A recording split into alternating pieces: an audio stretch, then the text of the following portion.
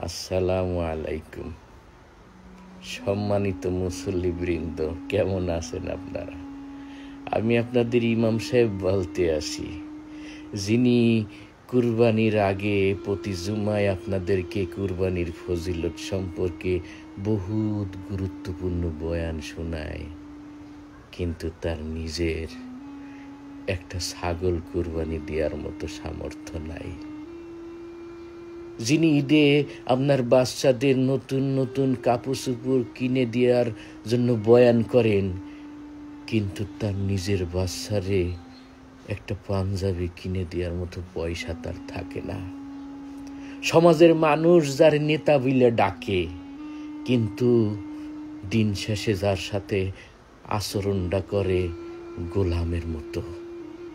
আমি আপনাদের সেই ইমাম সাহেব বলতে আসি, যিনি আপনাদেরকে টাকা সঞ্চয়ের পরামর্শ দেয়, কিন্তু মাস গেলে ক্যাশিয়ারের দিকে নিদারুণ কষ্ট লইয়ে চাইয়ে থাকে, কখন আমার বেতনের টাকাটা হাতে পাব।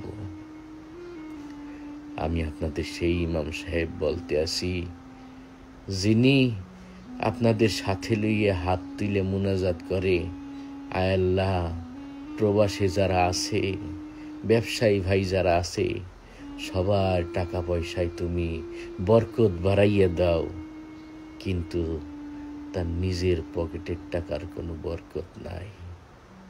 আমি আপনাদের সেই ইমাম।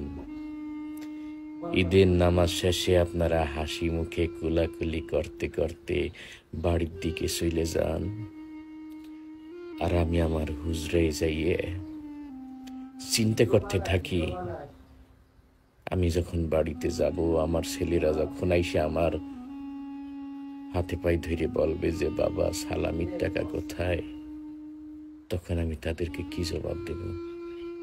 আপনারা আমার যে বেতন দেন তা দিয়ে আমার ছেলে সালামি,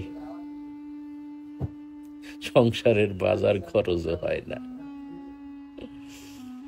এই যে সংস্কারের দেশে কত কিছু সংস্কার হইতে আছে, কর্মচারীদের বেতনের সংস্কার, রেল সংস্কার, বাস সংস্কার, রিক্সাওয়ালাদেরও সংস্কার হইল।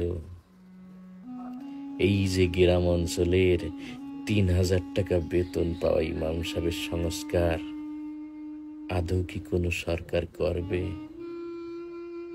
সেই চিন্তায় আমার দিন কাটে।